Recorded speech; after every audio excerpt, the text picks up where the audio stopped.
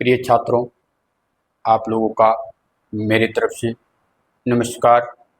आज का जो मेरा टॉपिक है, मई माह में पढ़ाए जाने वाले जो पाठ्यक्रम थे वो है क्लास 10th यूपी बोर्ड में प्रकाश चैप्टर से भी जो हमारा टॉपिक है उसको आज हम देखेंगे।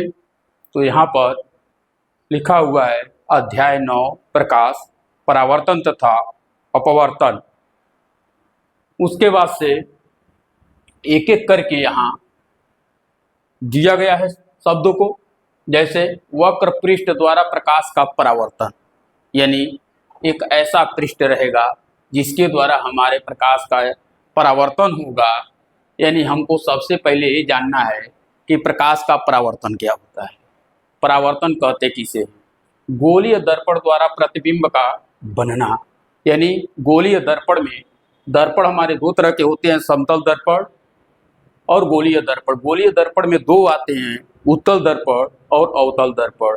तो इस दर्पण द्वारा प्रतिबिंब बनना, कैसे प्रतिबिंब बनते हैं, और दोनों के द्वारा, यानी उत्तल दर्पण द्वारा, अवतल दर्पण द्वारा।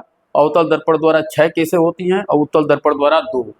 इस तरह से 8 उसके कुल होते हैं। यहाँ प्रतिबिंब बनाने के दर्पण द्वारा नियम नहीं दिया गया है, तो उसको नहीं पढ़ना है। यहाँ पर वक्रता केंद्र पढ़ना है। वक्रता केंद्र क्या होता है, मुख्य अक्ष क्या होता है, मुख्य फोकस क्या होता है, फोकस दूरी क्या होती है, और दर्पण सूत्र निगमन नहीं। यहाँ दर्पण सूत्र 1/f = 1/v + 1/u होता है, इसको नहीं पढ़ना है। और आवर्धन पढ़ना है, यानी दर्पण के द्वारा बने प्रतिबिंब की जो लंबाई होती है, उस वस्तु के लंबाई की कितना गुनी होती है, वही आवर्धन कहलाता है। m = v/u, इस फार्मूले को देख लेना है। तो यहाँ पर हमको सबसे पहले जानना है परावर्तन। परावर्तन क्या होता है? जब कोई प्रकाश की किरण किसी चिकनी सतह पर गिरती है और फिर टकराने के बाद अपने ही माध्यम में वापस लौट जाती है, तो उसको हम परावर्तन कहते हैं। परावर्तन का यहाँ नियम भी नहीं दिया हुआ है, लेकिन आप लोगों को पढ़ लेना है। 2 होता है, अपवर्तन, परावर्तन हो गया यहाँ। अब अपवर्तन, सबसे पहले जानना है आपको अपवर्तन की परिभाषा। जब कोई प्रकाश की किरण एक माध्यम से दूसरे माध्यम में जाती है और पुनः अपने मूल मार्ग से विचलित हो जाती है, तो वह प्रकाश का अपवर्तन कहलाता है। यानी इसमें 2 केसें होती हैं, प्रकाश की किरण विरल से सघन में जा रही है कि सघन से विरल में जा रही है, वहाँ कंडीशन पर निर्भर होता है। अपवर्तन के नियम, अपवर्तन के भी यहाँ 2 नियम होते हैं, उसको भी हम लोगों को पढ़ना है। यानी वेरी इंपॉर्टेंट में अपवर्तन के नियम है, इसको देखना है। अपवर्तनांक, ये बहुत ही इंपॉर्टेंट है, इस पर न्यूमेरिकल आता है। अपवर्तनांक की परिभाषा, और कुछ पदार्थ जैसे कांच हो गया, हीरा हो गया, और जल हो गया, केरोसिन ऑयल हो गया, तो उन सब के अपवर्तनांक हमको याद कर लेना है। जैसे हीरे का सबसे अधिक अपवर्तनांक होता है 2.42, और पानी का 1.33 होता है, और हवा का 1.00 होता है। तो गोलीय लेंस द्वारा अपवर्तन, गोलीय लेंस द्वारा अपवर्तन, अब उसमें क्या है, लेंस है, ट्रांसपेरेंट है, उसमें प्रकाश किरण एक माध्यम से दूसरे माध्यम में जाएगी ही, वो अपवर्तन होगा। गोलीय लेंस द्वारा प्रतिबिंब का बनना, यानी जो भी लेंस है हमारे पास, उत्तल लेंस, अवतल लेंस, इसके द्वारा प्रतिबिंब कैसे बनते हैं। यानी उत्तल लेंस में 6 केसें हैं और अवतल लेंस में 2 केसें बनते हैं। तो यहाँ पर इसको भी उसका अपोजिट होता है। लेंस द्वारा प्रतिबिंब बनाने के नियम, यानी हम उसको सबसे पहले इसको पढ़ेंगे, तब इसको हमको पढ़ना है। तो लेंसों द्वारा प्रतिबिंब बनाने के नियम क्या होते हैं, जैसे यहाँ पर हम दर्पण द्वारा प्रतिबिंब बनाने के नियम, उसी तरह से हम लेंस द्वारा प्रतिबिंब बनाने के नियम को जानेंगे। लेकिन यहाँ दर्पण द्वारा प्रतिबिंब बनाने के नियम यहाँ पाठ्यक्रम में नहीं दिया है, लेकिन यहाँ लेंस द्वारा प्रतिबिंब बनाने के नियम दिया है, तो इसको हमको बहुत सावधानी से ध्यान रख लेना है। लेंस सूत्र 1/f = 1/v - 1/u। दर्पण सूत्र और लेंस सूत्र में बहुत अंतर नहीं होता है, बीच में प्लस माइनस का अंतर ही है। निगमन नहीं, यानी दर्पण सूत्र और लेंस सूत्र दोनों में उसको फार्मूले को डिराइव करके नहीं लाना है कि वो फार्मूला हमारा आता कैसे है। आवर्धन, आवर्धन हम लोगों को पढ़ लेना है कि आवर्धन होता क्या है। जैसे उसमें दर्पण में हमने पढ़ा, यानी कि वस्तु की लंबाई की तुलना में हमारा प्रतिबिंब कितना गुना बनता है, वही आवर्धन कहलाता है। तो इसमें हम लेंस नाम ले लेंगे और वहां पर दर्पण नाम ले लेंगे, यानी दर्पण द्वारा बना प्रतिबिंब की लंबाई वस्तु की लंबाई का कितना गुना होता है, या के अनुपात को हम आवर्धन कहते हैं। कई परिभाषाएं हो सकती हैं। लेंस की क्षमता, चाहे उत्तल लेंस हो चाहे अवतल लेंस हो, सबकी एक क्षमता होती है। इसको भी देख लेना है। उत्तल लेंस है तो उसकी क्षमता पॉजिटिव में होगी, अवतल लेंस है तो उसकी क्षमता निगेटिव में होगी। तो इसको हम लोगों को बहुत अच्छे से पढ़ना है। इसका फार्मूला होता है P = 1/f। ये फार्मूला तब लगाएंगे जब फोकस दूरी हमारी मीटर में रहेगी। यदि फोकस दूरी को हम सेंटीमीटर में लेते हैं तो P = 100/f, तो अब यहाँ यह सेंटीमीटर में हो जाएगा। तो यहाँ पर हम लोगों के भी जो आँख के लिए प्रयोग होने वाले जो लेंस प्रयोग होता है उसकी भी कुछ क्षमताएं होती हैं। लेंस की क्षमता को हम डायोप्टर में मेजर करते हैं।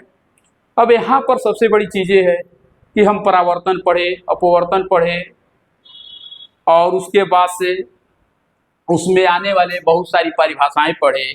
लेकिन इन सबसे जरूरी है उन शब्दों को हम लिखेंगे कैसे। इस चैप्टर में आने वाली कठिन शब्दावली प्रतिबिंब, देखिए कैसे लिखा गया है। प्रतिबिंब, ब पर यहाँ छोटी का मात्रा और बिंदी ब।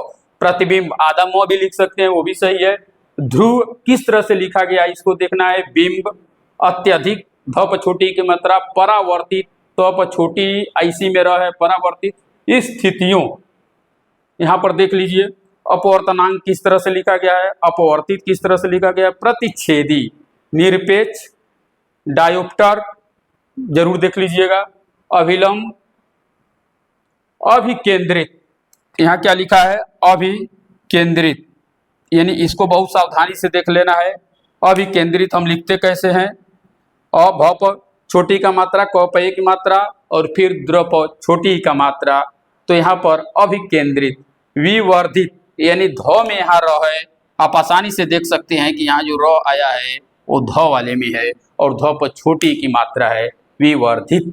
परावर्तन त पर र है, इसलिए व पर कुछ बच्चे लगा देते हैं या त के बाद र लिखते हैं जो गलत है, यानी परावर्तन। अपवर्तन त पर र है ऊपर, अपवर्तन, फिर दर्पण है प पर र है, फिर द्वारक, द्वारक लिख लेना है आप लोगों को। उसके बाद से पृष्ठ, पृष्ठ लिख लेना है। फिर हमको निरूपण लिख लेना है। इन कठिन शब्दों की हमको कई बार प्रैक्टिस कर लेनी है कि ये शब्द लिखे कैसे जाते हैं। चैप्टर की शुरुआत करने से पहले सबसे पहले प्रकाश चैप्टर डालने के बाद हेडिंग, उसके बाद से हम क्या करेंगे कि इस पूरे पाठ्यक्रम को लिखेंगे, फिर कठिन शब्दावली को लिखेंगे। कठिन शब्दावली यदि बार बार आप देखते हैं, जब टीचर क्लास में बोलेंगे तो आसानी से उन शब्दों को आप लिख लेंगे, आपको कहीं भी कन्फ्यूजन नाम की चीज़ नहीं होगी। तो आप लोगों को पढ़ने में भी अच्छा लगेगा कि ये नाम मैंने कहीं सुना या देखा है। तो इसलिए प्यारे छात्रों, ये मई माह का सिलेबस है और इतनी सारी चीज़ें आप लोगों को पढ़ लेना है। अप्रैल माह में रासायनिक अभिक्रियाएं तथा समीकरण था। अब जुलाई माह में अम्ल, क्षारक एवं लवण चैप्टर है केमिस्ट्री का। और फिर अगस्त माह में है इसी के आगे चैप्टर जो है मानव नेत्र तथा रंग बिरंगा संसार। इन सभी का एक एक लेक्चर और न्यूमेरिकल। सबसे अधिक आप लोगों को ध्यान प्रतिबिंब द्वारा जो किरण आरेख बनेगा, उत्तल अवतल दर्पण, उत्तल अवतल लेंस द्वारा, उसको देखना है, बहुत इंपॉर्टेंट है। अब प्लस दर्पण सूत्र और लेंस सूत्र पर न्यूमेरिकल, और प्लस अपवर्तनांक पर न्यूमेरिकल और लेंस की क्षमता पर न्यूमेरिकल। यह इन 4 टॉपिकों पर न्यूमेरिकल बनता है। इस पूरे चैप्टर में यदि सबसे कठिन की बात करें हम तो रे डायग्राम होता है। और न्यूमेरिकल में यदि सॉल्व करने के बाद, न्यूमेरिकल डेटा देने के बाद कहे कि उसको हमको किरण आरेख भी बनाइए, तो क्वेश्चन कठिन हो जाता है। एनसीईआरटी में कहीं नहीं दिया है, लेकिन बोर्ड एग्जाम में आपसे पूछा जाता है। तो इसलिए उस पर हम विस्तृत लेक्चर और विस्तृत यानी कई टाइप के न्यूमेरिकल हम आप लोगों को एक एक फार्मूले पर कराएंगे। आप सभी को यदि मेरा लेक्चर अच्छा लगा हो तो आप सभी को मेरे तरफ से धन्यवाद। जय हिंद, जय भारत।